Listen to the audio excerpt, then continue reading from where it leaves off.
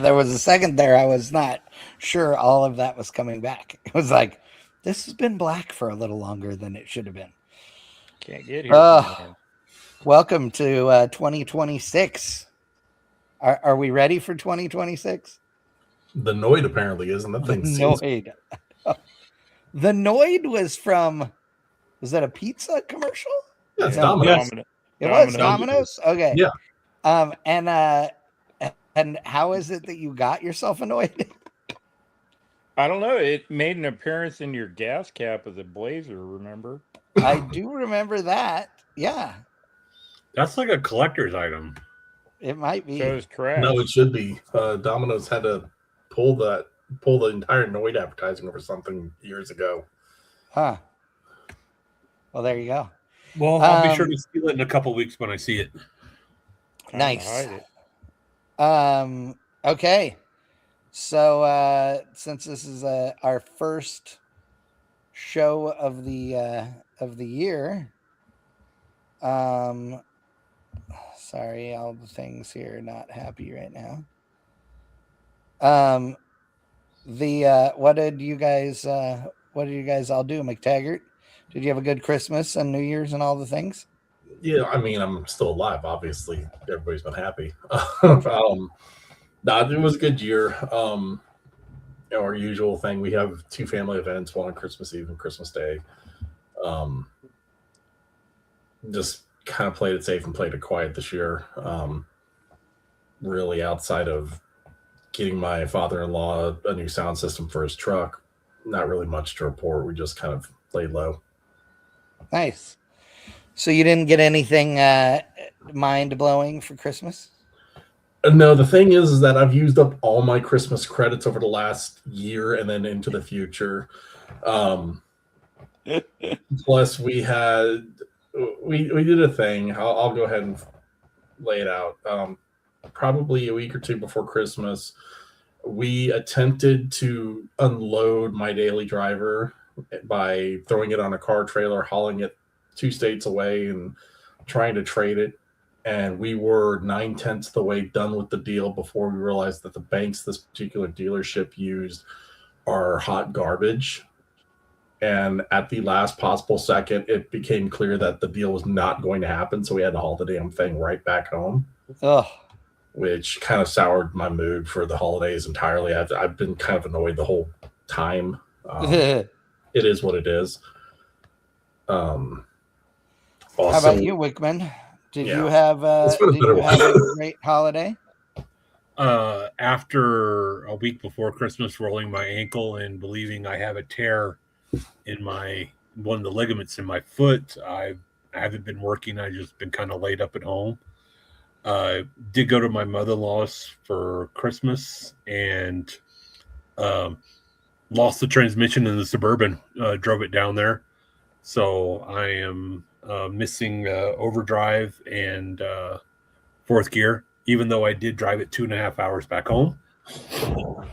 Did the hospital at least send you a Christmas card? No. Yeah, and then and I did manage to get the flu, which I'm just now getting over. Then. Jesus Christ. Okay, so everybody that's tuned in to watch, I'm so terribly sorry for the, sour messages from McTaggart and Wickman, who have obviously did not have great. No, I had a good. My Christmas was awesome. I had a great Christmas. I didn't get anything like mind blowing. I bought myself something cool, but I didn't get anything mind blowing. But I got a bunch of cool stuff. I got a couple. Oh, Dad, could you go get me that sign? The name tag sign or desk one in my room. So yeah, I mean, but we had a great Christmas because we were all here and we cooked and it was in the shop and all the things and it's all decorated cool and all that stuff. So yeah, I was thrilled to death with my Christmas. And like I said, I bought myself a Christmas present that I will tell you guys about here in a little bit. But this was one of the funniest things that I got this Christmas.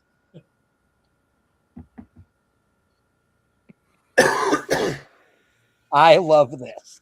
Belinda got me this to put on my desk, and I love it. I'd agree with you, but then we'd both be wrong, which is great. I did put a small little stereo system in the Suburban. I was working on that, and then That's good because since it's going to be so slow with only first and second gear. Well, I did buy one of these little amps for it. Yep. But then I decided it was kind of small, so he's being funny. He's gonna throw his back out. And we got this. You got yourself a PPI amp. That thing's huge. Yo. Dude, I think I've slept on something like that when I was on a rack. That's is it an OG or reproduction or what? It is OG 1200.2. Dude, that is a expensive amplifier, or used to be anyway. Yes, they still go for a substantial amount of money. The Suburban that I bought all the interior out of, that was part of the package deal. Oh, nice. Nice. Yeah, I went and looked at the Suburban because it had like in it a full mint interior, and then saw this other stuff, and I was like, I want that too. Yeah, nice. That's awesome. So stealing a line from Valley Girl, if they attack the car, save the stereo. Yes.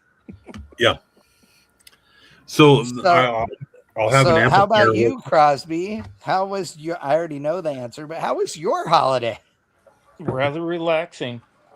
And McTaggart, they don't send him a Christmas card if he's gone for 2 weeks or longer. They send him "I miss you" card from the hospital. Jesus, and it's like the fire department sends him. How are you doing? And have you been able to get the roof sewn back on your car yet? Yeah, exactly. I do have an MRI scheduled on Monday, then my podiatrist on Tuesday to see what damage, if any, there is. But with the You know, pain. if a horse breaks their leg, what happens, right? Yeah. Here's the deal. All right, Trigo, we gotta put you Here's the down deal. now. Gonna miss old Yeller. You know you're old when you don't say I'm going to the podiatrist, but I'm going to my podiatrist. Yeah. If you have a podiatrist, you're officially old. Yep. Yeah. I am old. I will admit that. I'm not to that point yet. Because I do have another birthday in 2 days. So Yeah, and how old will you be on this birthday? older than I was Than you are right now. Another year older. Crosby's still the oldest of this group. Yes. And he doesn't have a podiatrist. I will be the to keep myself feeling somewhat young, I will be having my birthday dinner at Casa Bonita. Ooh, nice. I hate you so much right now. That's cool. I'm jealous. Yeah. Are you gonna dress up like Kenny? No, but to get a reservation, I had to make it like 8 months ago. So wow. Yeah. That's crazy. Provide video by ordering in the Cartman voice. Well, the thing is, I live 15 minutes from there. 10 minutes. Yeah. So it's literally like down the road from me. Yeah. Well, you had a great time last night. Didn't you guys go on your anniversary or something? We went last year for my birthday. So it was for your birthday last year? Oh, okay. Yeah. I wanted to basically make it a thing again because we went there for dinner and we ended up being there like almost 3 hours. Yeah. It's like so much fun. So every time you go in there, do you have some kind of cast on when you go in? No, because when I went last year, it was a week before the infamous incident. He's like by which incident? Yeah, that was January Les 16th last Nessman year when it from happened. WKRP with the Band-Aid, but he has a cast. Exactly. So hopefully I will be. I am bringing my scooter and my cam boot to California with me. So so I don't have to walk DIA Airport. You didn't see the things from Grand National? No scooters, no walkers, no carts. Really? Well, I guess I'm walking. So. Oh, you believe that? I'm like, how can that be at the only more old man show than Grand National is a good guy show? Like no, you got a nurse out here in Louisville. Yeah, nobody would be there if there were no scooters or anything. I know that's too good. Show in Louisville, I'm pretty sure like they have traffic directors now. Well, that's the thing too. It's like I've got to get myself a new flannel or two for the show to properly fit in Southern California for that show, because it was like a flannel convention a couple years ago. That's because everybody watches the Roadster Shop and thinks that those guys know. Yeah, that's flannel. You have to have one, or they don't let you through the gate. Yeah, it is. It's a part of being hired there. In fact, the smart. Okay, do you want to know the funny part? Were you at PRI, McTaggart? No, I did not go to PRI. Oh, okay. So then here's the funny part about that. I just realized. So I'm being a smartass about the Roadster Shop and all that, right? But remember, they were bought up by private equity along with a few Aeromotive and some other companies over the last couple of years, right? Well, and here he goes away. Wickman left me. Here's the funny part about that. At PRI, every one of the companies that is now part of the Roadster Shop, whatever it is, Aeromotive Group, every one of the companies that was there on display had flannel shirts on. I swear to God. The Aeromotive people all had black and red flannels on. And I actually joked with them about it and they laughed. And I said, dude, I mean, did somebody not go, maybe we shouldn't do that? No. Apparently. Please tell me they were all color coded. Every one of them was in the exact same red and black identical flannel shirts. Yeah. What's the fun of that? Like, if you've got multiple brands and you're going to play that game, I mean, there are multiple colors. Like, you get the green and black. Oh, yes. I got you. Yes. Yeah. We're just trying to track where you're at. Yeah. Spectre Racing says Dixon just released a new Roadster Shop flannel. No, they didn't. Bullshit. They didn't. And the reason I say they didn't is because Dixon hasn't released to anybody flannel yet.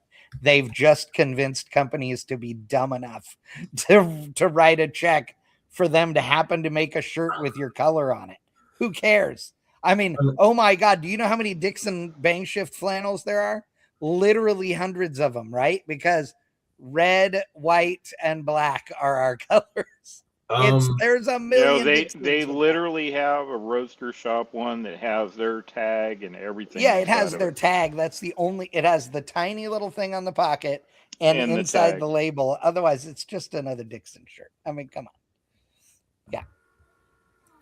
Yeah, but you're not cool if you don't have a Dixon Roadster Shop. Apparently bands are getting on board because I just saw that Fit for an Autopsy has her own Dixon flannel now. Everybody has one. I mean, literally anybody can get one. $50,000 for a chassis and $35 for a flannel. You can have. What was it? The last $35. I bet you a Dixon flannel's way more than that. I was being sarcastic. I know. Let's see. I wonder. Travis Pastrana with the latest Gymkhana video. They have a Dixon flannel for the to match the Subaru Brat. Oh yeah, from the video. Yeah, he wears Dixon all the time. Yeah, but Pastrana's got no problem paying for Dixon. Let's be honest. I doubt seriously he gets, and I doubt he's paying. I doubt he's paying. Yeah, I doubt seriously he's paying. Honestly, it's like, look, we know how many bones you broke. Just we want to keep you warm. Have you seen?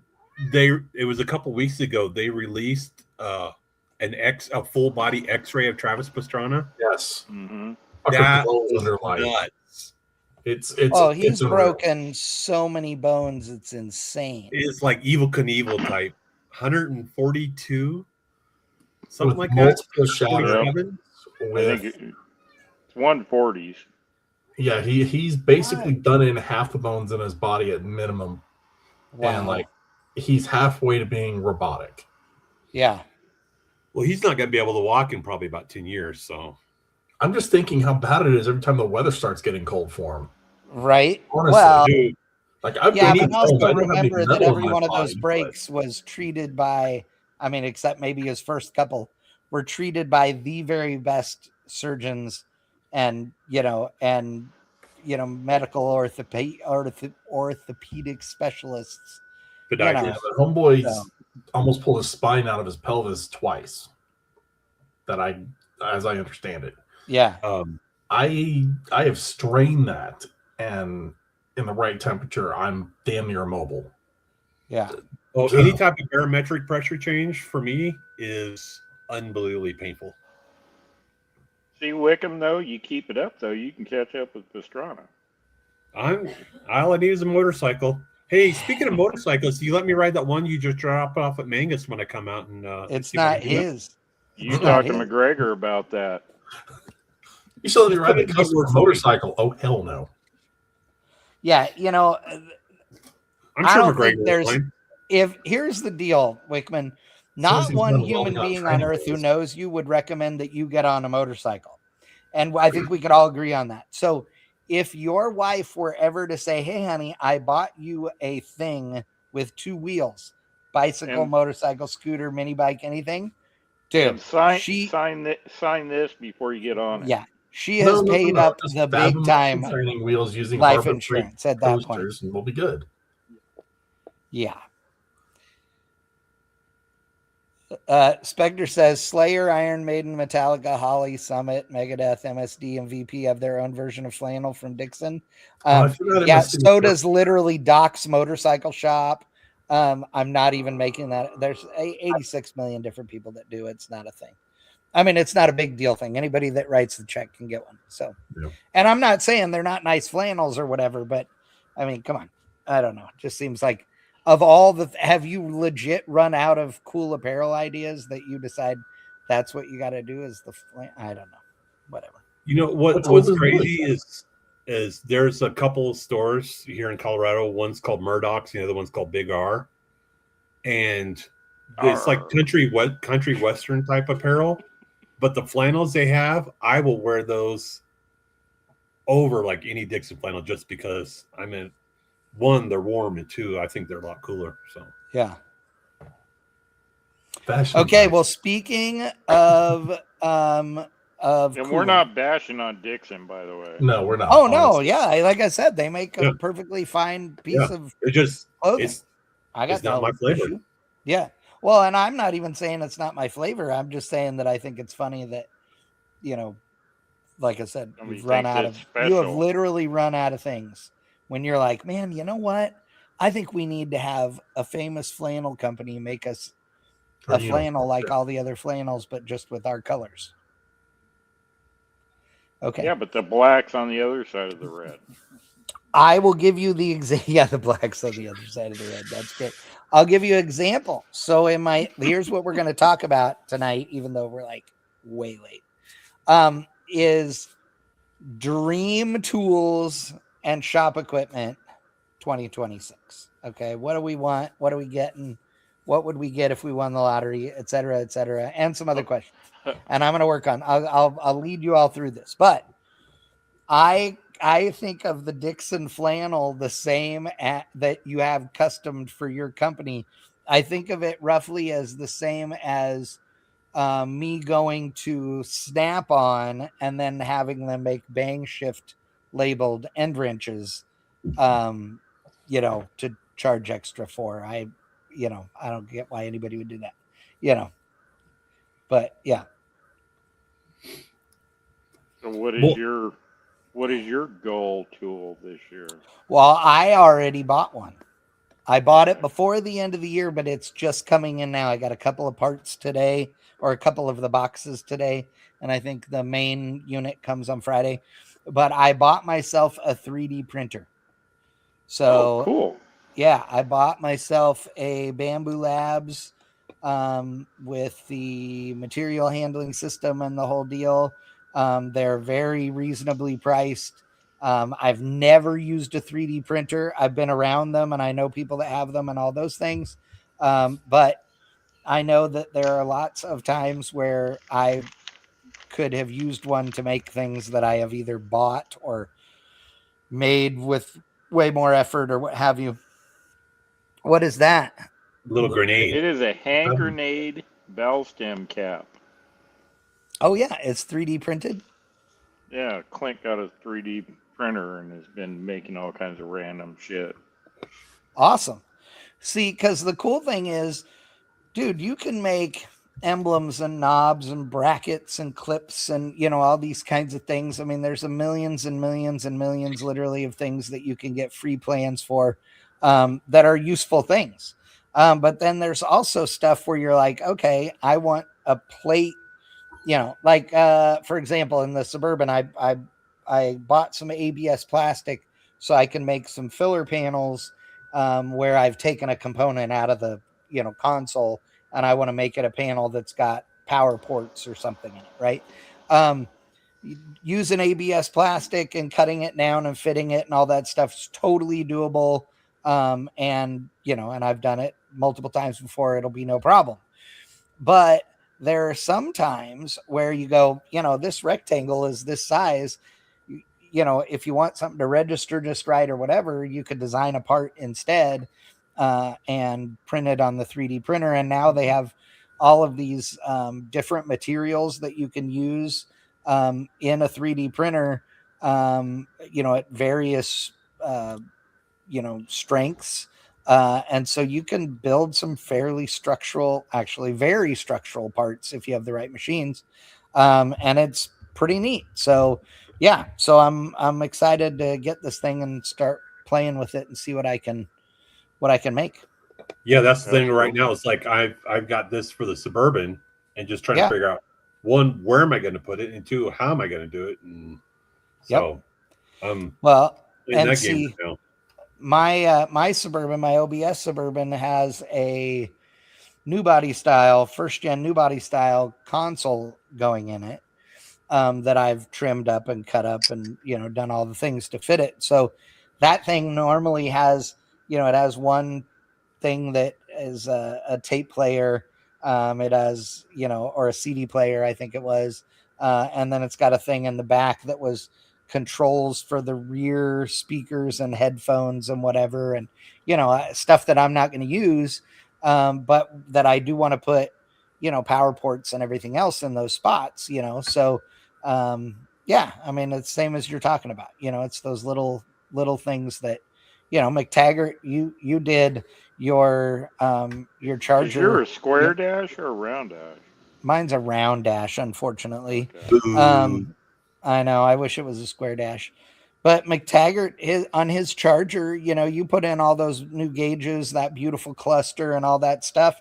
But I know, like, you really had to work hard at keeping everything really nice because it's so hard to find parts for that thing, and being able to, I mean, it sounds funny to say, but you could 3D print a knob that matches the factory knob that maybe you can't find or whatever, I mean, that You stuff's said kind of knob. cool.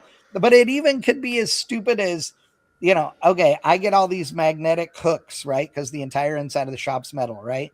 So I've got these magnetic hooks, including in the shower, in the bathroom, in the shop, because the walls are metal. I put a magnetic hooks on the wall, and that's what the towels hang on. Like, you don't need a towel bar, right? Because you can just hang magnetic hooks everywhere, and they're black and they're cool looking and they're cheap and all those things. But, I can think of, you can buy a million little round magnets. I can think of a ton of stuff that I would print that I could then hang on the wall with a magnet, there's just a lot of neat stuff.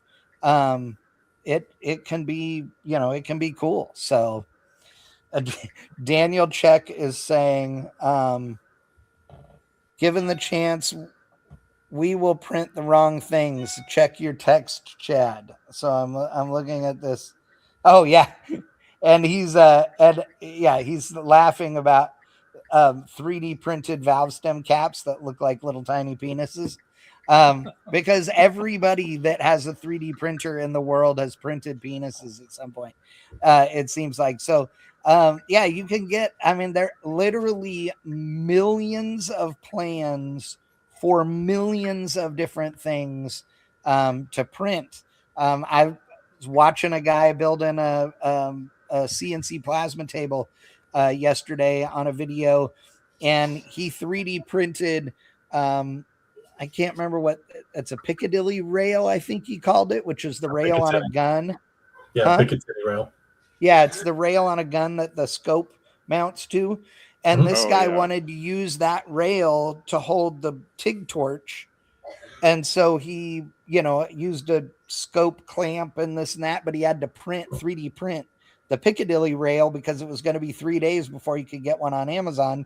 But he had a 3D printer. So he went out, found one literally in 5 minutes, and boom, it printed up in 30 minutes or whatever. It's like, that's pretty cool, So, and for prototyping stuff and all of that, there's some neat things for sure. So I thought it was pretty neat. Yeah, Jeff Rogers, Picatinny. Picatinny. There you go. Piccadilly rail. Yep. But and I knew what the rail was. I just had never heard the name of it before. So but yeah, I mean, so lots of different stuff like that. So for me, 3D printer is one of them, and I got one, and like I said, we'll start playing with it here in the next week or two. So how big of a, I guess, is a base for? I mean, how big of an item can you? I can't remember the exact measurements, but it'll basically do something. It's 10 or 12 inch square. Okay. Yeah. So there's a lot of small stuff then. Oh yeah, you can do a tons of stuff. The reality is that, just like CNC plasma tables, which I know we'll talk about on this topic, as much as I'm the guy that goes, I want the giant one, like the reality is that 99% of the time you're 3D printing things that are only this big or smaller, so just like when you're CNC plasma cutting stuff, the reality is that it's rare you're cutting anything longer than a couple of feet, So If What's that. funny is I've watched 3 different YouTubers in the past probably 4 days, and they're in different parts of the world, and they all have the same plasma table, which I thought was kind of funny. oh yeah, they're I mean, everywhere. if it's good, it works. It's But it's the one where basically it has the pin, and you trace out the item with the pin, and basically you do your points on it, and Oh, yeah. then Oh yeah. Yeah, they're it goes Tracer. into a file. Then you just set your beginning and end points on it, and yeah, whatever there are site several brands now that are like that. So I guess we're going to talk plasma table now. None of us have one, by the way. Anybody watching? I don't own one. McTaggart doesn't. I know he'd love to have one. Who wouldn't, right? Crosby has a trigger finger and a plasma cutter and a templates and all kinds of other stuff. So he's pretty good. I want a plasma.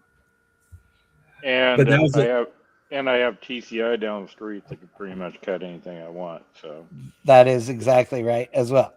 So I would like to get a plasma table. And like I said, I want a 5x10, meaning 5 foot by 10 foot.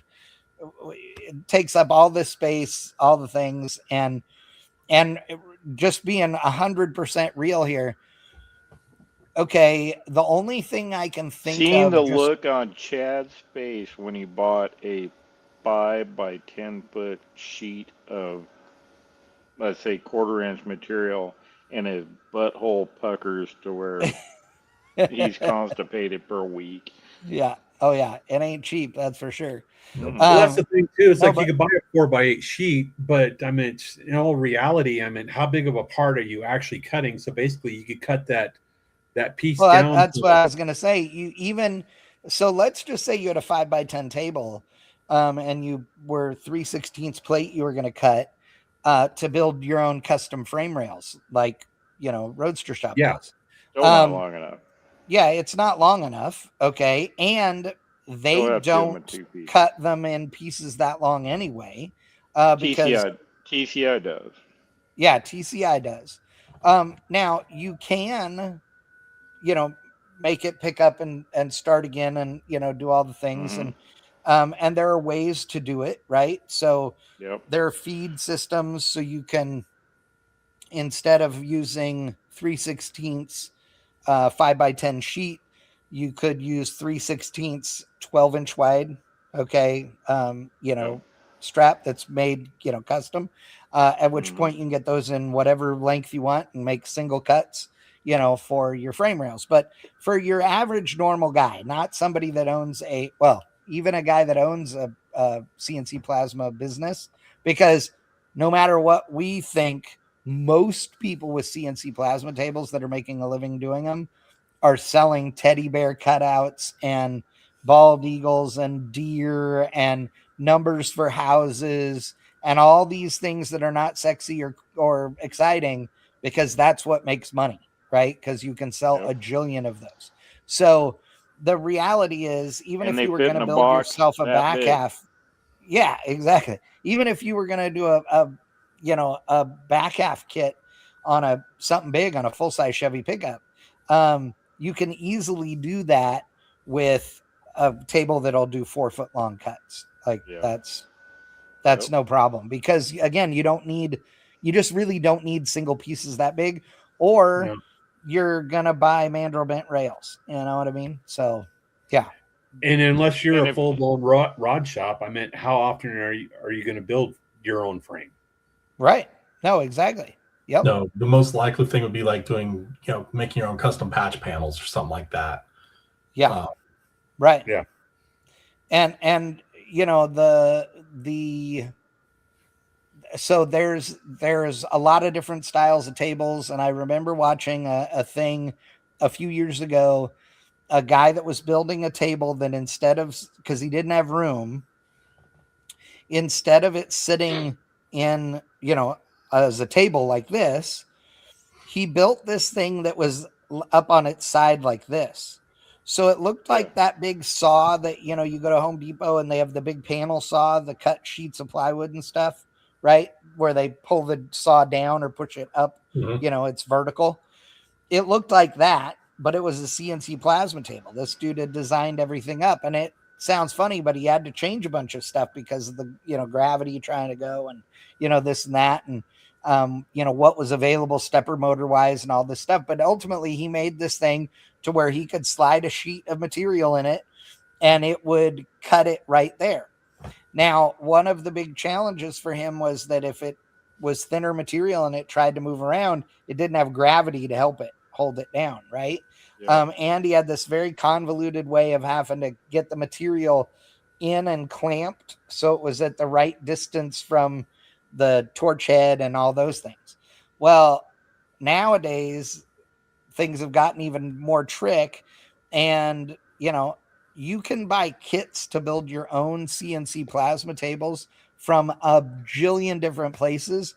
One of them is JD's Garage, and JD's Garage just came out with their own, what they call the Mini, and they have one that uses metal parts that are CNC plasma cut, and you can buy the parts from them, or that are basically just connectors and stuff, or you can get them cut locally or at Send Cut Send or whatever, Osh, any of them. But the other option is 3D printed parts. And so you can just print your own parts. You buy the plans and it gives you everything you need, and then you can buy some of the components or whatever. Well, the cool thing about the Mini series is the feet, the 4 feet on it are all electromagnets. So you literally just set it on the material you want to cut. If it's something big, if it's a big piece and you're just cutting something out of the big piece, you just set this thing on the material raised up off the ground and or leaned up on the wall. It doesn't matter. And you hit the button and it cuts it out. If you're doing a small piece of material, you can set it up on a metal workbench, as long as it's raised up a little bit. Or they also have plans for you to build a cutting table, with the little crossbars and everything. And it's pretty cool. We're talking about, you can do one of these little plasma tables for like $300, $250 to $300. And one of them, that's including a plasma cutter. If you were to buy the plasma cutter that they've tested on Amazon, you can get the whole thing for like $300. So that's definitely on my list for this year. At some point this year. One of the things I like that Finnegan did when he bought that little plasma table that he uses in his garage at home, is that he needed, like, I guess the base or basin, whatever you want to call it, to set it on. And he ended up getting like a stainless sink from a restaurant that went out of business or was doing a remodel. And that's what he uses, because it has, basically it's a tub and it has a drain in it. So basically it's for easy clean out. And if you want to put water in it to basically control the sparks and all that. The other way, just as a pro tip, if you're trying to build your own water one with water in it, they already sell at lots of home improvement centers. They sell galvanized trays that are like 1.5 inches or 2 inches deep. And very often they do have a hole on one side of them. So you'll need to put a fitting in there to plug the hole. But they're to go under air conditioners inside attics and stuff. And so if they spring a leak, then it goes down in the tray. So you can just use one of those as well. So yeah, they're pretty cool. I have to say, personally, I would much prefer to not have a water table for mine. I would much rather have a table that's just ducted and pulls the fumes out. The parts are cleaner and you don't have to worry about water on them and all of that junk. But there's totally 2 schools of thought on that. So, so whatever, either way, it would be good. McTaggart, how about you? What would you want with your planned year of Charger escapades?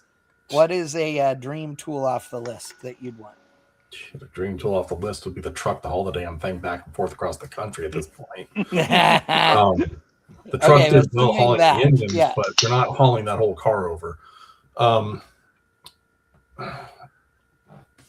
At home, there's not much because unfortunately I'm limited. I'd have to do a whole new garage. Like Well, yeah, from but who cares? scratch. Like, throw that out, dude. We're talking dream list. A Well, lift Dream List is is the a holding answer. shop, right? Yeah. So right now, what I'm working out of is an 18 by 42 that has a small attic at the front end of it. Pirated electricity off my house, which means a welder's out of the question, and the base cracked. No, Because he said dream. So I Yeah. know Who cares? the Yeah. dream So shop would be. assume that the shop's big enough to hold anything and you have all the power in the world. Oh no, you dream got shop 500 is amps. Yeah. is Three-phase. a 2-spot garage, one with a good size lift, a full like toolbox set of tools. My tools are good, but my tools are also scattershot from like 4 different kits. And, Right. You know, it's like a wrench set that I got for Christmas one year, or a plier set I got. Yeah. I would like the full kit, like everything in one, roll that box in, park it, and forget it kind of situation. But the lift right now is probably the biggest thing. Yeah. You know, we're joking earlier about Pastrana being broken. I've got back injuries. I've got neck injuries. I've got legs and ankles. I ain't getting any younger. Crawling underneath that damn thing is getting old pretty quick. Oh, yeah. Like, I'll pay Well, how for old are you? How old are you now? 42. Yeah. Okay. So I was. Yeah, wait 20 years and we'll talk. No, but I'm trying to think of Oh, when no, I I've got got a my. file I I can was beat. probably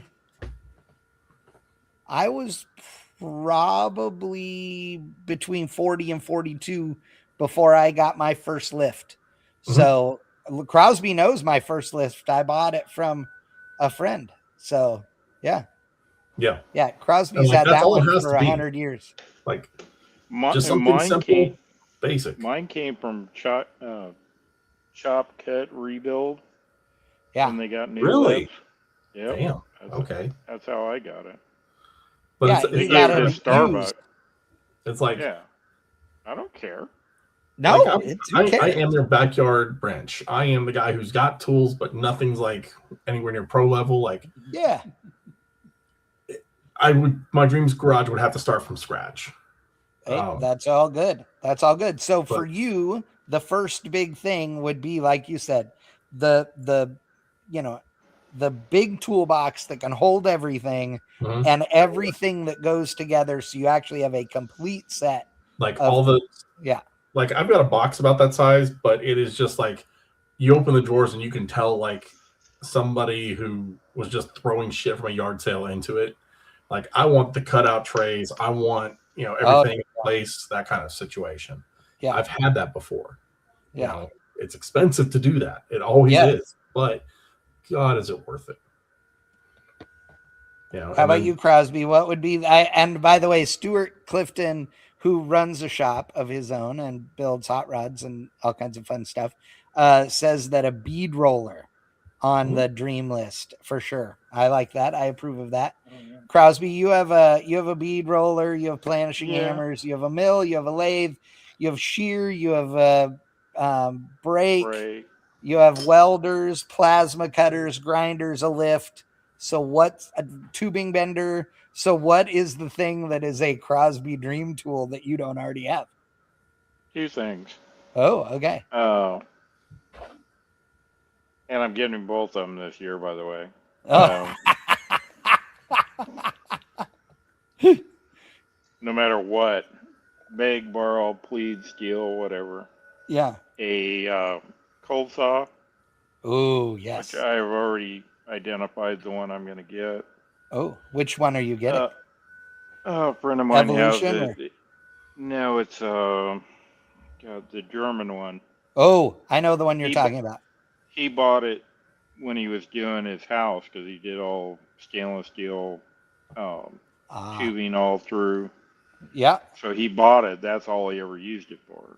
So, I'm going to do a couple of things on his Chevelle for him, and he's giving me the cold saw. Nice. That's Nice. a deal.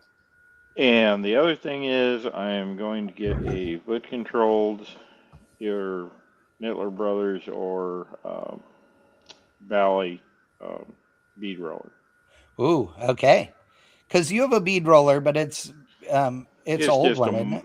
yeah, it's just, well, I have that Pexto one, and then I also, that's just a short throat, Yeah. and then I have that one that I bought when I was building Gizmo from Harbor, Oh, yeah, yeah, right, and I just put strength in the backbone so it didn't deflect so bad, right. and a big steering wheel on it. Yeah. Well, that's cool. I like that. What about you, Wickman? I wouldn't say I have all the tools I want, but I mean it's a matter of having a shop to put them all in. Yeah. All right, how about an Well, but Iron if you Man did, suit? if you had any amount of, if you had all the space in the world, what's like, oh, I gotta have one of these tools that you'd want. Um, geez.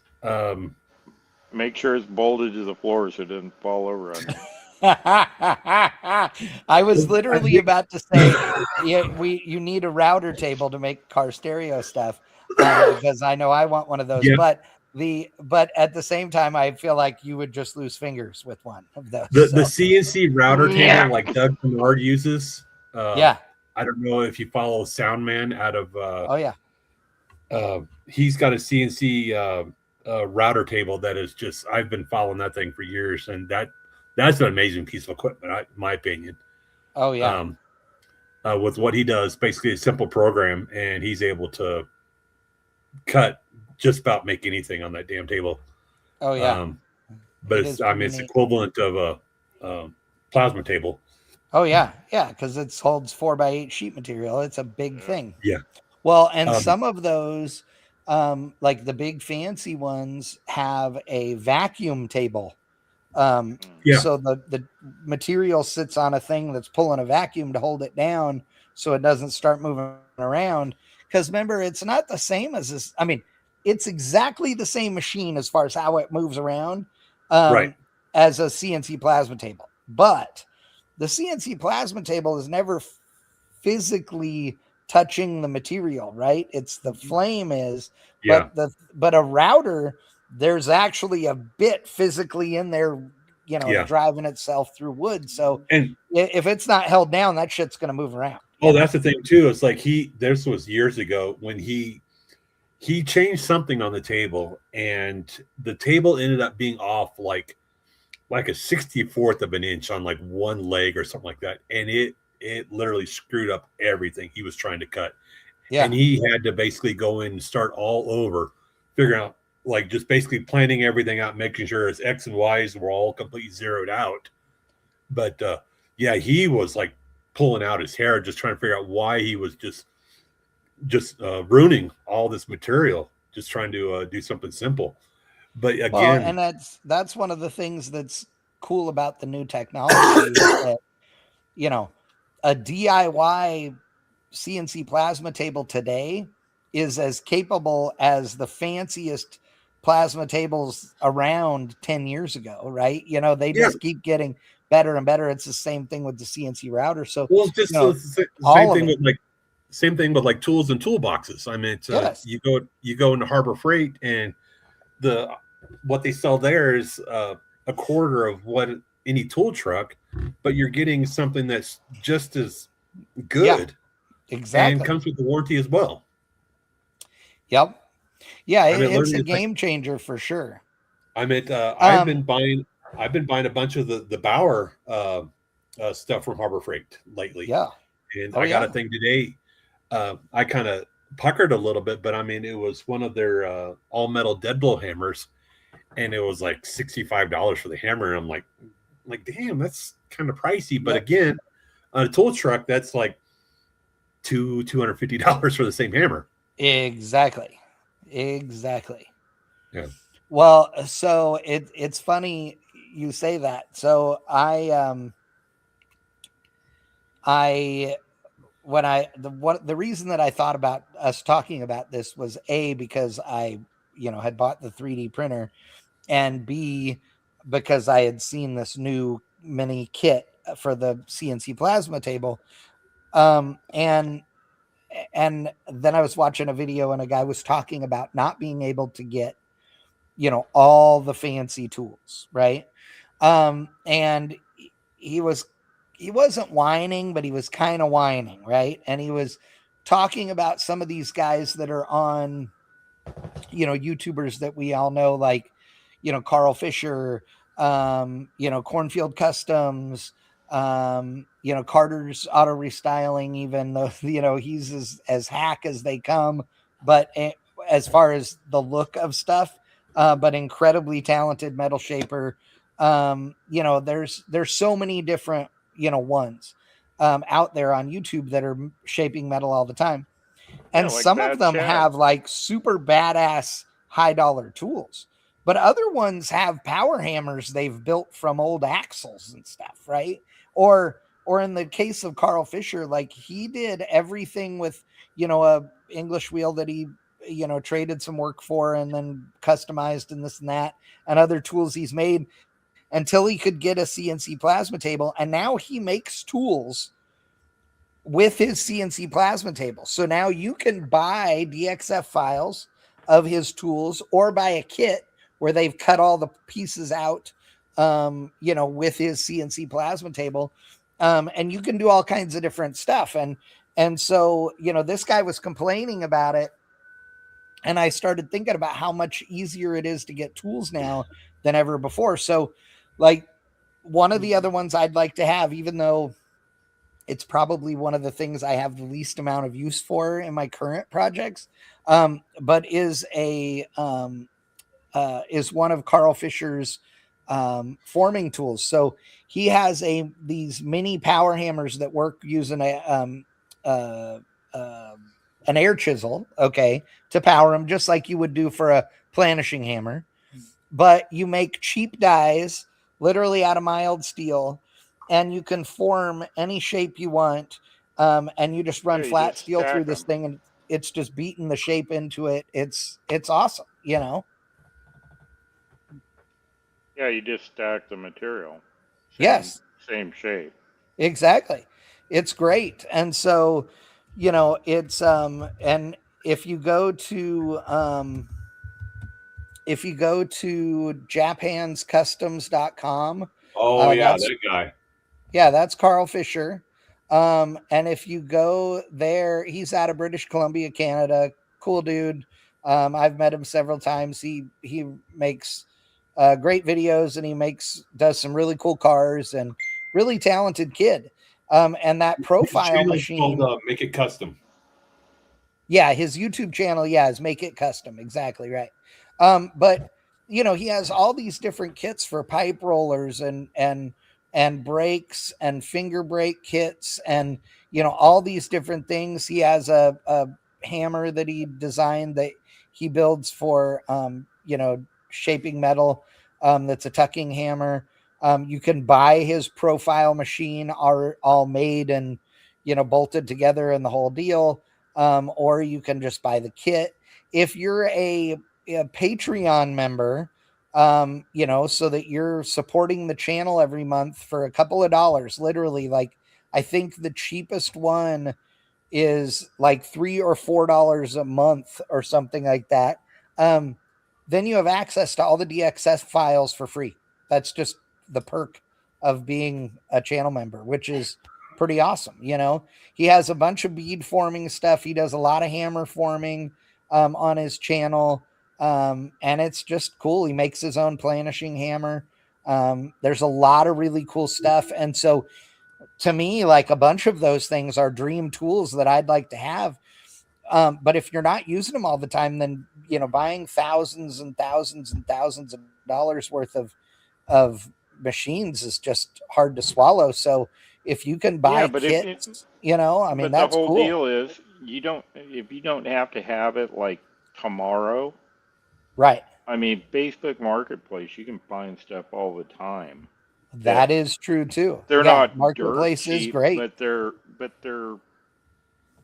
less than 2/3 the original price to buy Oh yeah. something that there's nothing wrong with it. Just somebody they used it for what they wanted to use it for, and now they're kicking it to the curb. Yeah. Like my mill, I bought it for $300, Yeah. and my slip roll, I think I paid 4 for it, and it's a 52. Right. Yeah. I So, mean, I kick myself all the time for not being able to get that Bridgeport from my neighbor at my shop at Upland. right, The yeah, time it just wouldn't. I mean, the money was no big deal, but nobody was there to move it, and we were right. gone. We were out of town. So if we'd have been able to move it just next door, I would have got the thing for $100, and it's Well, literally a nice Jay called Bridgeport. me up. Jay called me up, and Shelby Shinkle had that mill that I got, and he goes, "You want a mill?" And I'm like, "Yeah." How much? He goes, $300. I'm like, I was working for Roland at the time. I'm Yeah. like, I'm at work. And he goes, "Well, he'll drop it off. I'll just give him the money." So I had to give Jay $300, and I showed up, and there's a mill sitting in my parking lot. I don't even know how he got out the freaking trailer. That's awesome. How'd you get it in the shop? Neighbor's forklift. Yeah, that's awesome. It Yeah. literally hasn't moved since I moved it in the shop for obvious reasons. Let me see here. I'm reading the messages or the comments people are putting. Um,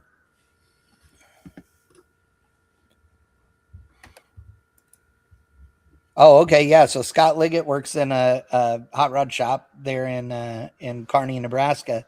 And he says the guys want an English wheel, a bandsaw, and a belt sander. Yeah. All those things. I'm all about it. Oh, that's another thing I just got. A Bird What? King. Oh, no way.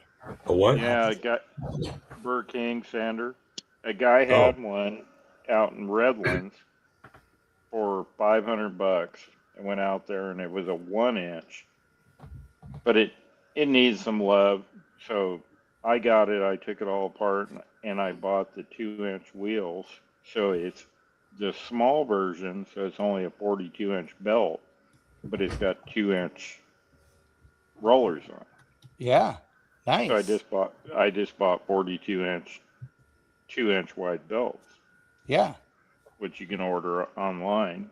And Yeah. That's cool. I think all said and done with all new parts, all new wheels on it, I'm in at $900 Wow. for a real Bird King. Which is okay. a I just happened fraction of I looked on the Marketplace just now. Mm-hmm. yeah. The Grizzly Combo Belt Disc Sander, Yeah. Yeah. $300. Oh yeah. But look up a Bird King if there's one on there. It's going to be between $1,000 to $4,000 for a used one. Yeah. Well, and so there's lots um of different options for belt sanders and disc sanders. But the type like a Bird King, these things are fancy, and the one that Wickman is talking about, I have one like that. It's not a Grizzly brand, but I have one like that. But the there's the kind like you're talking about, the Bird King makes it so that you can move the table to be using it on a different area or to shape different kinds of things, I guess is the way I would put it. They're awesome. There's no doubt. But Yeah, there are there's also one. a bunch of kits now so that you can, make your own belt, grinder from a regular bench grinder. So, Yep. Yeah, here's a Bird King here, 960-400 with variable speed and stand, 2,700. yeah, it's real money right there. You know, Stuart Clifton's talking says that he has classes for the public talking about Carl Fisher as well. And yeah, he does. So Make It Custom or Japan's Customs, which is the name of his hot rod shop. Oh, crap. I just found something else here. Wickman's in tool mode now. Yeah. No, I put in belt sander, but then it came up with this other thing, and there's a guy. Where is he at? He's in Lafayette, which is north of Denver. Basically offered laser cutting for sale, and it's kind of like send, Yeah. I guess. Yeah, send, cut, Uh, sand, dosh. but There's a ton of someone them. local that does. We are here to help with our 1500-watt fiber laser. We can cut up to 5/8 carbon steel, quarter-inch stainless, 3/16 aluminum, with tolerances to like 7/10,000ths. 3-inch Laser plate. cutting's cool. It's expensive, but it's great. It's basically send the files in for a quote. Yep. Um, They're all over the place. Send, cut, send doesn't. I don't know. I don't know how many, or if there's just one actual send, cut, send location. I don't know the answer, but I do know that they use a variety of facilities all around the country that are not that that are local CNC plasma and CNC laser companies that they contract with. That's how they keep the shipping down, is because they utilize somebody that's as close to you as possible with I mean, that means that they could be a couple hundred miles away, but they're not going to be 1,500 miles away. Yeah. Right. I was talking to Joe Barry's son, with his 56 project, and we were talking about some of the really trick brackets that he's made for the car, and he had a pile of stuff from Sin Cut Sin that he got back, and I was asking like what kind of turnaround, and he said they are so busy now, is like turnaround is like literally taking like almost months to get stuff really back. Yeah. Wow. Yeah, because it was literally like they could cut something and send it out within 24 hours and stuff. Yeah, he said that's the way it was, but now there's so many people using them, and so many like. Well, everybody's job shopping stuff with them. So. Yeah, and there's a bunch of companies doing the same thing. Like I said, Osh and I can't remember. But if you look up online locally, you'll find. Yeah, if you live in a major city, especially laser cut, water jet or plasma guy. Yeah. Real close to you. That you can just give them a drawing. I mean, if you can draw something halfway decent. I mean, I got pretty. Yeah, I'm fortunate enough where I'm now in with a couple of race weekers that have that kind of stuff and capabilities that are local to me. So it's like I've got things planned for my OBS that when it gets to that point where doing a race floor shifter to basically go around the bench seat of my truck and lower seat brackets, that kind of stuff, because you can section the OBS seat brackets to lower the bench seat a couple inches, but it's weird the way when you basically I've never done that. Me neither. But yeah, the holes don't line up. So basically, if you want something that looks like it just wasn't like cut and welded back together, I meant, or you could again I could make a filler panel to cover it if you have that kind of capabilities with a fancy bead roller and all that kind of thing. Oh yeah. Well, the other thing to not forget, if you are in an area where you and you don't have a CNC plasma, but you've found somebody that does CNC plasma cuts, signs, and whatever in your area. Very often, those people are only doing decorative stuff. So the thickest material that they're going to have may be 14 gauge or 11, which is 1/8 inch. If they've got 11 gauge or 10 gauge, which is, like I said, hovers there at the 1/8 inch mark, that could be great for most everything. But if you're trying to do something where you need 3/16, quarter inch or thicker, if you're not looking at big parts but small things, buy your own sheet. not a 4x8. Get yourself a 3-foot square or two- whatever from somewhere. Yeah, And, 2x2 or something. yeah, and take it into Something you them. can throw in the trunk of the car or whatever. Yes. And that way you can take it to them. don't- You're not waiting on them to try and buy something, because they're going to charge you a fortune if they have to buy a whole 4x8 sheet of material that they normally don't use, so that you can get 2 square feet worth of stuff out of it. So bring your own material, and Yeah, and if you're doing small parts, buy a 3/16 by 8-inch wide cold roll strip. yes, exactly. That way you don't have to cut the slag and all the material off off the hot roll. Yeah, exactly. Buy good material. I mean, if you're only cutting a few pieces, buy good shit.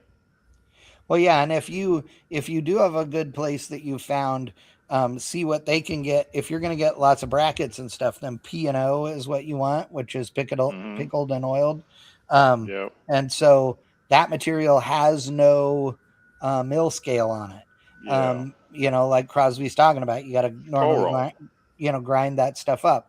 Yeah, cold roll does not have that. P&O is also a hot roll material, but P&O is the way that it is finished. Instead of being quenched, that creates the mill scale, they do a different process. And so it ends up with a really clean steel. And I don't know the exact, process there, but definitely I like the cold way roll to go. because it's a little more malleable. It Yeah. seems to have a little more. It's not as hard a material to work with. Yeah, I agree. Yeah. Jeff Rogers, I saw the car. It looks awesome. Thanks, dude, for sending it. It's rad. The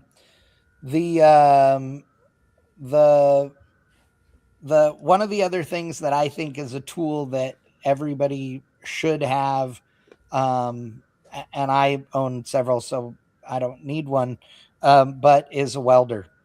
And dude, it has never been easier to purchase a welder, and regardless of what power you have, because nowadays you can buy a 110 welder that will literally weld a 1/4 inch or under, all day long.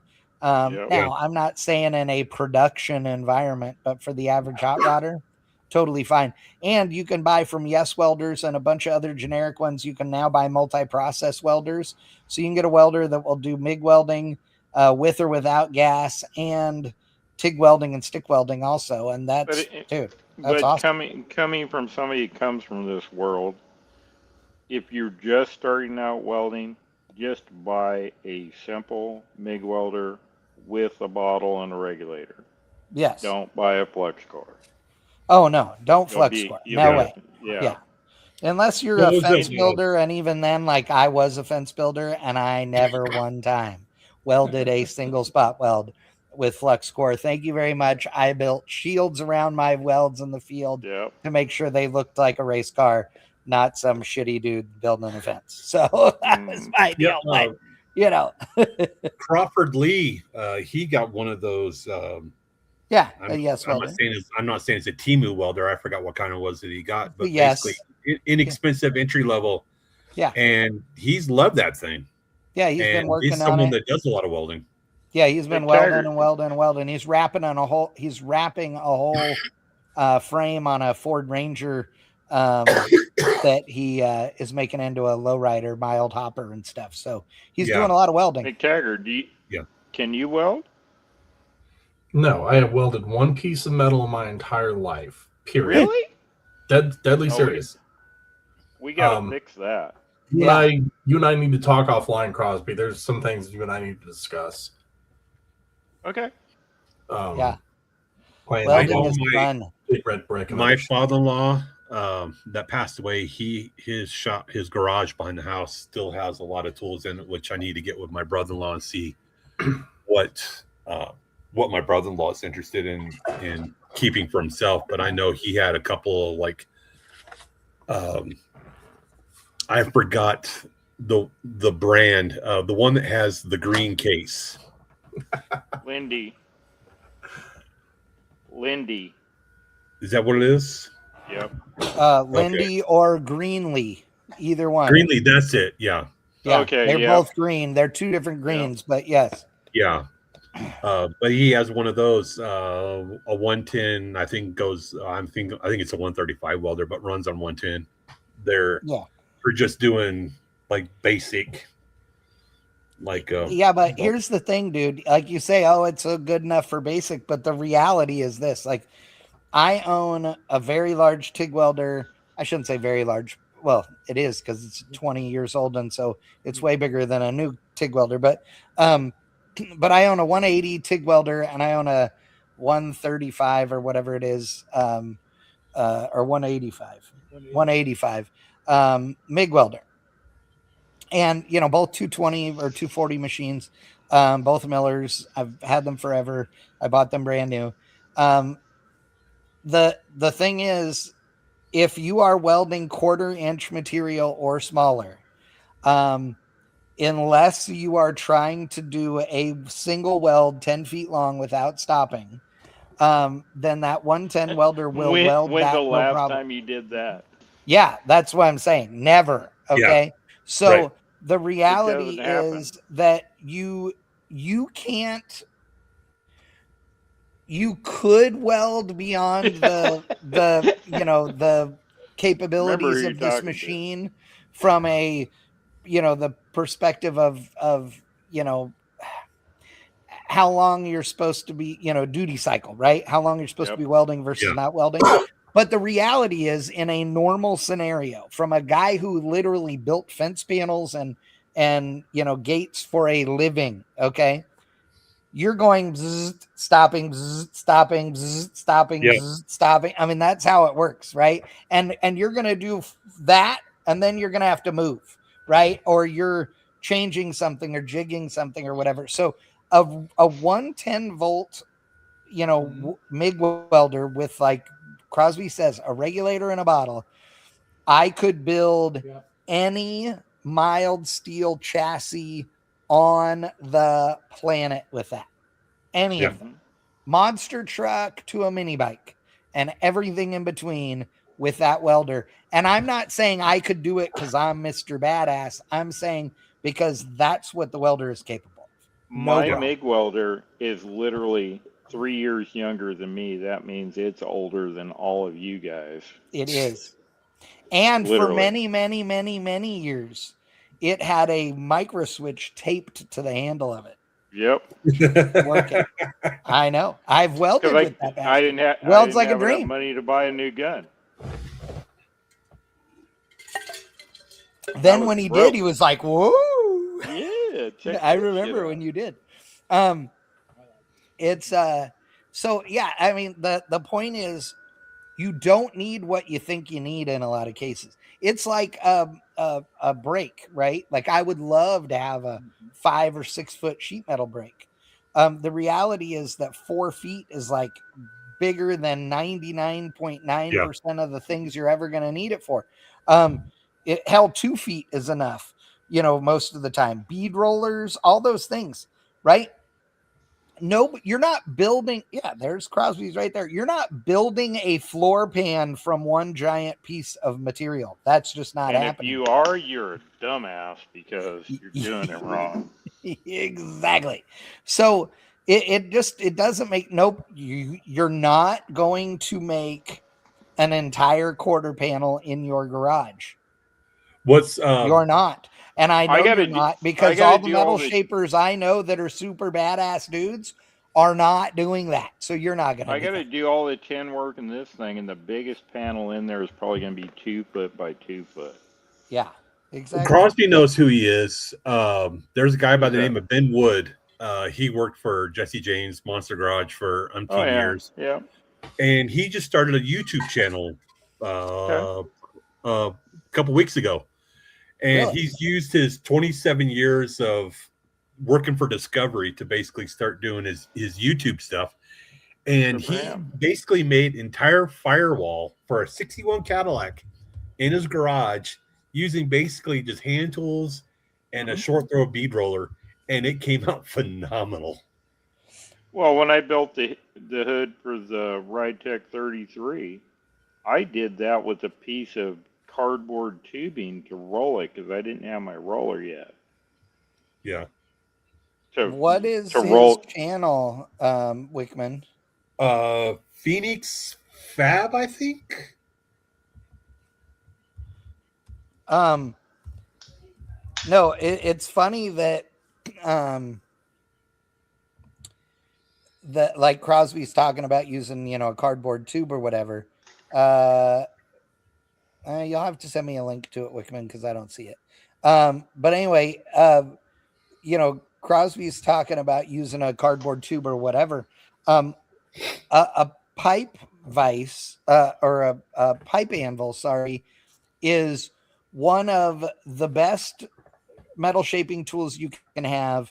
And the guy that, as far as I know, invented it or at least popularized it or whatever was Gene Winfield. And you literally Mhm. take a couple of pieces of pipe, different diameters, and you weld them together next to each other so there's a gap just big enough to slide sheet metal into. So you bend it over one of those, deals, right? It's sort of like a slip roller in some ways, but Kind like, of. can do some of the same things, but not make like a full ring, so, Yeah. so there are some differences, but some similar, ways to use it. And that's a tool you can make with a welder and some scrap metal. It's not anything crazy fancy at all. And, you're talking about a firewall. I had a customer of mine when I had my hot rod shop that had a Pontiac Tempest convertible, and I did floors in it and a bunch of stuff, and they wanted the firewall smoothed out on it. And dude, smoothing a factory firewall on a muscle car is, I mean, you have two choices. You either make large panels that you put over the top of them, or you cut the entire firewall out and just put a smooth firewall in it, because there are so many bumps and, holes and everything on this thing. Dude, I did it as a whole overlay sheet. That's the way he wanted it done, the way he wanted it to look.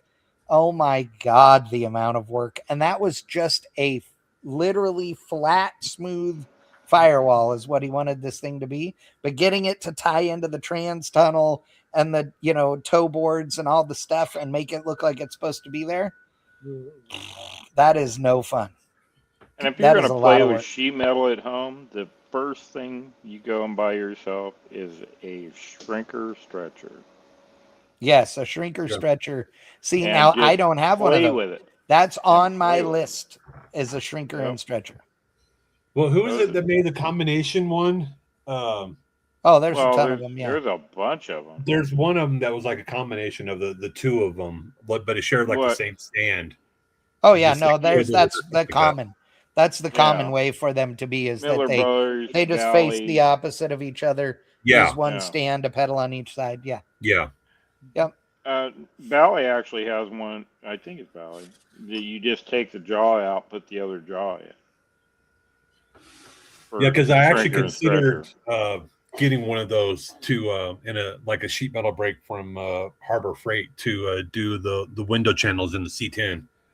But that was the old C10 I have. The C10 I have now, the metal's actually good on it. So I Yeah, don't you have. don't do that. Don't get a brake just to make window channels. All you do is go to your local HVAC place and you just have them cut 2-inch strips, 2.5-inch strips, bend them at a 90 and take them home, and then spend your money on the shrinker stretcher, because that will make you get all the curves right and all that. The sheet metal Yeah, part of it, that getting it bent in a 90, have somebody else do that. It'll cost you almost nothing. yeah, Yeah. Well, for that matter, you can depend on the width of the channel. You just buy rectangle tubing and cut one side of it off, Yep. yeah. and you get your channel. Yep. Been there, done that. Oh yeah. Absolutely. Jeff Rogers says my Lincoln Weld Pack 140 does up to a half an inch. Yep. Just welded on the bung for an oxygen sensor. Works great. Yeah, there's no I mean, my MIG welder I think is rated for 3/8 or 1/2 inch. But remember too, also, folks, there is no welder on earth that welds any of those in a single pass for anything structural. And the reason I say that is because, I mean, I welded red iron on multi-story buildings as well. So I can tell you that if you had a welder that would just weld 1-inch material in one single pass, it will never pass an inspection.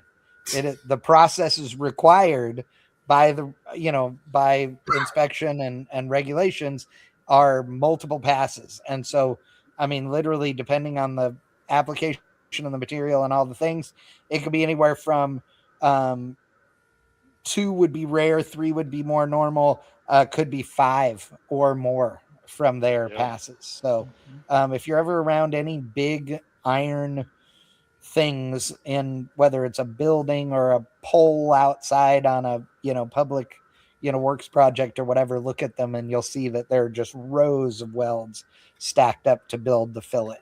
So yeah, it's a thing. So there is, the reason I say that is because if it's 1/4 inch, yes, you're going to weld it in one pass. If it's anything more than that, if it's a frame rail or it's an edge and you leave it open, maybe you're doing one. Depends on how you're Most of the finishing stuff it we and all those do, things. I mean, you're never going to do.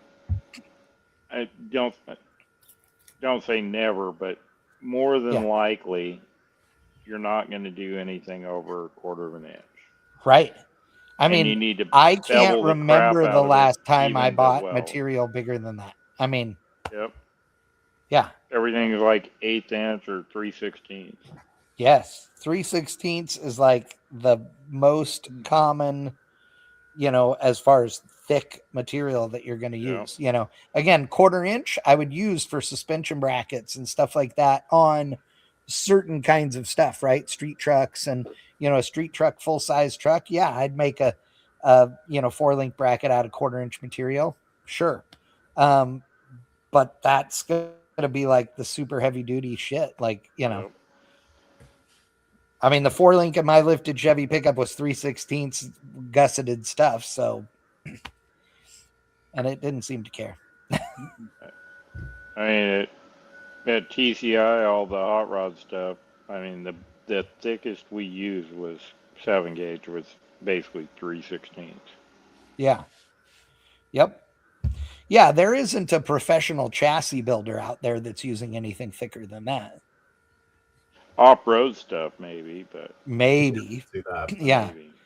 But, even then, like, I mean, still Even wouldn't be with, any like thicker rock than 1/4 inch. balancers and rock scramblers and stuff like that, where you're putting all the stress on it.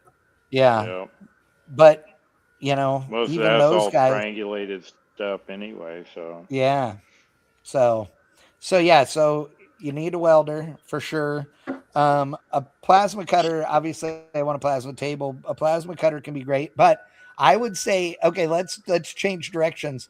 If you had to say, what was the one fabrication tool, or what is one fabrication tool that you could not live without? Like, period, cannot live without. What do you think? I can answer that question real quick. I can too. Go ahead. A Sawzall. A Sawzall. Okay, Sawzall's good. I'm going 4.5 inch angle grinder. Yeah. Yep. Well, that too, but Sawzall was my go-to back in the day for everything. And let's true. also not forget a very solid hammer.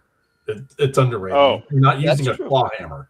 And I've seen so many people do that shit. It's like a decent, good, like heavy hammer that'll actually bend stuff without taking 15 minutes. Yeah. Yep. There was a YouTuber I don't remember who it was this past week, but literally he was doing some type of metal fab something, and literally pulled out a claw hammer, and I just kind of like, Dude. Are you shitting me? Like I know you have the money to get the right tools, or you even have the right tools. I thinking about it, I think I know who it is now, but I don't want to throw him under the bus. Yeah, don't do it. But The only time that a claw hammer is allowed in a toolbox if you're in cars and metal and whatever guy, is if you have bought one. I mean, if you have like your home improvement drawer, fine, right? But right, to use on anything car related, the only time a claw hammer is okay is if you used your Sawzall or 4.5-inch anger grinder to cut the claw side off of it. Okay. And you have then ground it all down to being a nice hammer so that you have a short depth hammer to use for certain stuff. I could see that. Otherwise, that's the only way if you're customizing a tool. I Otherwise, like no way. you I don't. split I and don't said the know. word I don't anger. know if anybody picked up on that or not, but Chad just said anger grinder. Yeah, yeah, Anger, yep. Perfectly fitting. same Because thing. I can see him too, picking up the big angle grinder. All right, you little fuck. Come here. with all the tools that I have, I know I have probably three See or the four hole in the 4-inch angle ceiling? grinders Yeah. that literally have like one That's has from a my cutoff anger wheel, one grinder. has a grinding disc, one has the flapper wheel. I mean, it's literally they all have some type of different 4-inch implement on it. So basically, Oh, it's yeah. like so I'm not wasting the time to switch out the head on it, and literally I just grab another one and go. Mhm. Well, And so at angle the time, grinders they are were so like 10 cheap bucks. that yes, that's the way to go. Is have 3 or 4 of them so you can have cutoff wheels and different grinding discs. Absolutely agree with that. There's a lot of them now that have a quick release so you can replace them quick. Yeah. But it's always better to just have a couple of them hanging on the rack. Screw that And quick release. yeah, I'm not a fan. But here's the deal. The biggest thing is cordless angle grinders are only if you A, have lots of batteries, and B, if you are only doing things in short bursts of time. If you are going to spend 5 hours or 6 hours grinding with a 4.5-inch Corded angle one. grinder, which I have done many times in a day, a battery powered one is not your jam. Right. Not Yeah. when you're putting big load on it and all that stuff. I mean, Mhm. don't get me wrong, they're great, but they are so expensive for the good ones that will A, live, and B, have enough battery to last, that you can go buy a jillion $30 ones at Harbor Freight and they'll last Yeah. your I life. bought all mine when they were $10 at Harbor Freight. So Yeah. Milwaukee, Bosch, Makita, not necessarily in that order. As far as 4.5-inch angle grinders. Mm-hmm. Yeah. I have and used also you can go to all pawn of them. shops and get them all day long now. I visited a couple pawn shops over the weekend and Oh, yeah. noticed a lot of cordless tech tools. in Well, yeah, there. right Well, now yeah. because the construction's 'cause- down and everything's slowing up. So And yeah, tweakers have stolen everybody's shit. So Yeah. that's Oh, true and too. there was Crazy another thing because we're too. thinking the same thing. I saw a guy. He had like an air tag in one of his some of his tools, and actually tracked it down to a flea market somewhere. I don't know where the flea market was. That could have been somewhere in the Southwest or something. I don't know exactly where, but literally had the police with him and got his tools back, and the guy got arrested there at the flea market yeah. for selling Still stolen good property. story to start the year off. So Jeff Rogers says angle grinder, just make sure to take the safety gate off and throw it over the neighbor's fence. I All of mine. agree and disagree. So I have some angle grinders that still have the guard on them and some without. So it depends on what I'm doing with them. Yeah. I Mhm. don't own one with the guard on it. Yeah. Half mine have guards, half don't. So. Right. Then Stuart Clifton says, I'm a shitty welder, but I'm excellent with the grinder. Well, and hey, you know what? It's Knowing your skill set's top, honestly. right. And my grandfather, when I was a kid, said, do you want to be a welder or a grinder? And it was about the time, not about showing off, So Rod says, if you have a military base close, he says, become friends with a guy in the tool crib because grinder discs usually have a shelf life in the military world. Yep. So I guess that means they That's got to true. throw them away. That's Yep. hilarious. All right, That I got to is bail hilarious. out. Yep. Before you I was do, gonna got say it's one- time. It's 9:30. So I've got one thing to show you guys since I Sure. live in the world of mini truckers. yay! Spring You're cleaning buying a mini started truck. early, honestly. But like dumpsters full of shit been thrown out. Found an old picture. 620. What? Hold Yeah, on. I've referenced this truck many times. This is a damn. 240Z swapped 620. This was actually a family vehicle. This wasn't a project. This was just a truck that we used. Nice. How freaking cool is that? So you See? actually are a mini trucker. Yes. No, that's It back when I did. could fit in the fucking thing. Yeah, Oh, Of all the mini trucks I had, even when I was still somewhat, I wouldn't say slender, but the regular cab 620 I had was literally the tightest fitting truck. oh, that- dude. I know I a never- bunch of people I that never have had a them. problem in one. Because you're short. Yeah, because he's skinny and 5'7". Yeah. Yeah. But yeah, that was. How about that photo was skinny? that photo came from like 90. So that's before we built the whole overhang. That's 95, maybe 96. More likely 95. That's cool. Damn. Yeah, I did a deal with a guy that had a tow business in Phoenix, and I was doing the lettering on one of his race cars, and it was over at my house, working in the garage, and he came over, and he was like, "You're into mini trucks, aren't you?" And I'm like, "Yeah." He's like, "I just literally pulled this Datsun 620 out of someone's backyard," and he goes, "I'll make you a screaming deal on it." And I'm like, okay. And we threw a number together, and he brought it over with his tow truck and dropped it off my house. And I lowered it just by pulling 2 leaf springs and cranking the torsion bars. Steel wool the trim rings and the center caps on it, spray painted the wheels. And some random guy was like driving by and had to buy it. Literally, like I had it, I think 2 or 3 months. And what thought was funny is like he ended up buying it and ended up doing a full restoration on it. And then I think he ended up going over to Japan, from what I understand. That's But cool. yeah, that was a Rod fun little said truck that I had. Finnegan's new Nissan is pretty cool, and he's right. He's got a Mhm. 720 that he just picked up. That's pretty cool. I would Yeah, drive it. I know he was talking about putting a shell on that thing, and I Yeah. have a friend in Crum, Texas, that has a 720 extra cab that he had pictures of his with the shell and without a shell with the same wheels that Finnegan has on his. And Finnegan, I text him to Finnegan, and he was just kind of like, "Oh, like like Yeah. decisions, like Exactly. yeah." Yep. That's awesome.